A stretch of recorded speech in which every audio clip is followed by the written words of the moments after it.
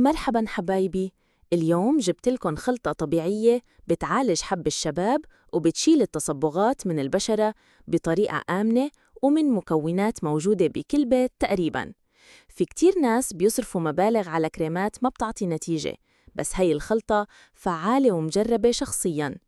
رح نستخدم الكركم الأصلي، مش أي كركم، لازم يكون نقي، لأنه هو السر بمحاربة الالتهابات وتفتيح البقع الداكنة.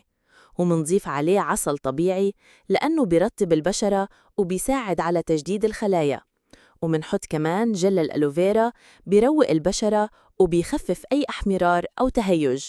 وللي بشرتهم دهنية فيكم تضيفوا نقطة أو نقطتين عصير ليمون، بس انتبهوا إذا بشرتكم حساسة بلا منه. منخلط المكونات ومنوزعها على الوجه، وخاصة الأماكن يلي فيها حب أو آثار قديمة. منتركها ربع ساعة وبعدين منغسل الوجه بمي فاترة، وبالآخر منمرر شوية ماء ورد على البشرة. جربوها 2 ل3 مرات بالأسبوع ورح تلاحظوا الفرق من أول أسبوع. وإذا حبيتوا الخلطة لا تنسوا تحطوا لايك وتشتركوا بالقناة لتوصلكم كل الخلطات الجاية. خلي بشرتك دايماً نضرة بطبيعتك.